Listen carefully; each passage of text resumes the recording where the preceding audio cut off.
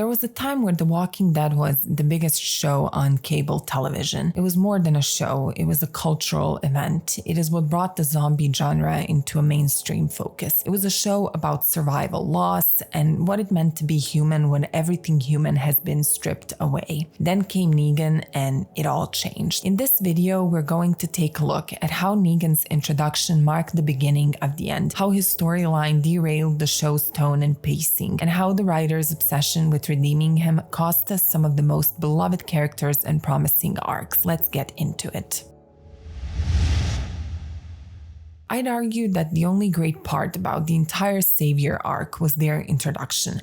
From the very beginning, they came across as intimidating, unpredictable, and very dangerous. They weren't just another group of survivors. They were bullies who controlled all the other communities through fear, violence, and extortion. The first moment when they stopped Daryl, Sasha, and Abraham on the road and tried to rob them felt tense and threatening. It gave us a taste of what was coming. Then came the episode where Rick and his group attacked the satellite outpost, believing they were eliminating Negan. Instead, they were met with a disturbing realization. Every savior killed said, "I'm Negan," introducing the hive mind concept that immediately made this group feel much more powerful and deeply organized than any enemy we'd seen before. When Negan finally appeared in the season 6 finale, Last Day on Earth, wearing that now iconic leather jacket, gripping his barbed wire bat, and delivering long-winded monologues, it was clear this was someone to fear, and the show built him up as the next big villain, and the stakes felt higher than ever. But then, just as the tension reached its peak,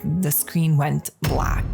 There was no resolution, no answers, just a cliffhanger. And for a lot of audience, that moment, not Glenn's death in particular, was the real turning point where the show began to lose people. Fans who read the comics were already expecting Glenn's brutal death, but the show had made a name for itself by subverting comic expectations. Many believed that particular scene might be changed. It wasn't. Instead, the show followed through with Glenn's comic book fate and added Abraham's death on top of it, most likely just for shock value. To make things worse, they didn't even show the killings at the start of season 7. Instead, they dragged the reveal out for half the episode, jumping around in time, shoving Rick into that RV, and making viewers wait to see the very thing they've been anticipating and dreading for months. It felt cheap and very manipulative. That premiere didn't just traumatize the characters, it wore down the audience's patience. Viewership dropped drastically, and from there things only got worse. What was meant to be The Walking Dead's most powerful villain ended up being the center of a storyline that people were desperate to move on from.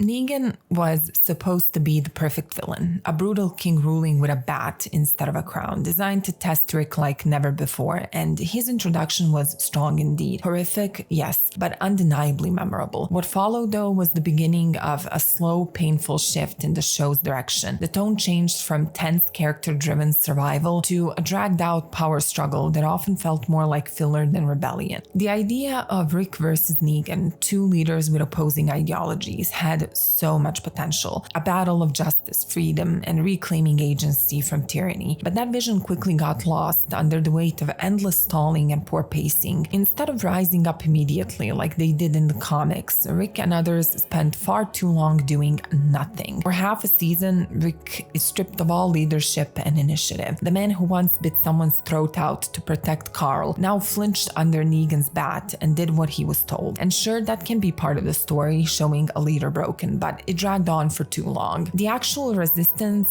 doesn't even begin until the back half of season 7, and even then victories are rare. For every step forward, the show adds 2 more episodes of pointless subplots and bottle episodes about side characters. The war with the Saviors, what should have been a high-stakes, a fast-moving rebellion, ends up being stretched over 2 full seasons. That is 32 episodes and is nearly as long as the entire Governor storyline and Terminus Act combined. They weren't telling a rebellion story, they were stalling, and it killed the momentum of the show. Negan may have entered as the show's biggest threat, but real damage came from how long they refused to move the plot forward and how long they asked the audience to wait. A Aside from Negan and the whole dragged out Savior's arc, there was one more devastating decision that helped seal the fate of The Walking Dead. It was the death of Carl Grimes. If you ask most fans why they stopped watching the show, they will probably tell you a whole lot of reasons. But one of them is for certain, Carl's death in season 8. Carl wasn't just another character, he was the heart of the show's future. From the very beginning, he symbolized hope and the idea that even in a broken, brutal world, the next generation might still build something better. He was Rick's main reason for pushing forward, the one thing that kept him grounded through years of trauma and loss. And narratively, Carl had a major role in the comics too, because he was the one who told the story of his father to his own children. He was the one who offered a sense of legacy and closure. And when the show killed Carl, it killed that possibility. And the way it happened also felt random, cheap, and undeserving of his character. After surviving so many horrors like getting shot twice, losing an eye, killing his own mother, and enduring years of psychological trauma, he gets bitten trying to help Siddiq, just like that. And then we have to wait for 2 more episodes to see him actually die. It was a gut punch, and not just because we lost a main character, but because we lost a meaningful arc that was never resolved. To make it even worse, the writers used Carl's death as a plot device to push Rick into sparing Negan, something that, while thematically interesting, didn't need Carl to die for it to happen. That heartfelt letter Carl wrote to Rick, begging for peace and better future, could have easily existed with him still alive. In fact, it would have had even more weight coming from a living, breathing Carl who was still part of the story, trying to grow into a new world and stand for something different rather than an endless cycle of violence. But the writers chose shock value instead of emotional payoff, and it felt cheap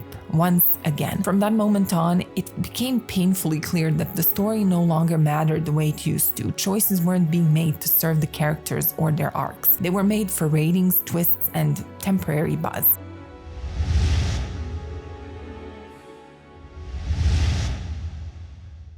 Up until this point, The Walking Dead had already made a long list of mistakes, one that fans still talk about to this day. The show was riddled with fake-out deaths, endless cliffhangers, and far too many standalone episodes focusing on minor side characters. These episodes could have easily been condensed and intertwined with other storylines, keeping the pacing tighter and more meaningful. But then something unimaginable happened. Andrew Lincoln decided to leave the show. That's right, The Walking Dead was going to continue without both Carl and Rick, and that was the moment it truly felt over for me. It was the final blow that made me stop watching, at least for a while. Eventually though, curiosity did pull me back. I picked up season 9 again, watched it all the way to the end, and went on to finish seasons 10 and 11 as well. I even followed season 11 weekly, and it reminded me of all those painful waits between major episodes back in the day, when the stakes still felt real. Then came the most divisive move the writers had made in a long time, Negan's redemption arc. Online it became a hotbed of debate. It still is. How could someone who had done such horrific, sadistic things to our people be offered a chance to redeem himself? It raised complicated questions. Was Negan always like this? Did the apocalypse turn him into a monster, or did it simply remove the restraints he always hated? Some fans believe that redemption arc made his character deeper and more nuanced, that he was always morally gray. But many characters in this show were morally gray, and they didn't bash people's skulls in to prove the point. Negan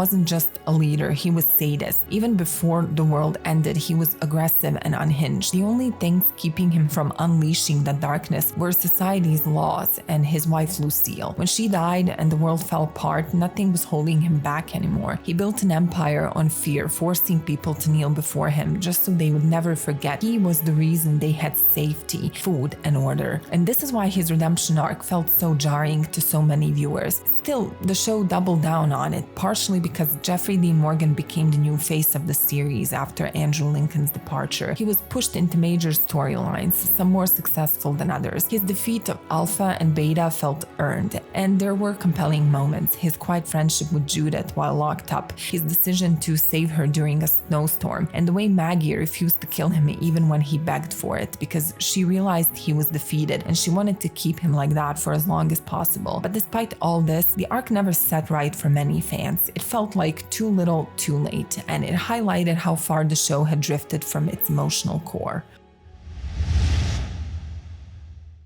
Here's Negan. Episode 22 of season 10 was meant to give us insight, maybe even closure. A quite somber dive into Negan's past, his marriage, his guilt, his grief. It shows us how he became the man who'd later terrorize entire communities. On paper, it should work. The episode is well acted, it's visually strong, and deeply human in its emotional beats. By the time Here's Negan aired, the audiences had already been asked to forgive, or at least tolerate, years of the character's presence, not as a villain, but as a core part of the group.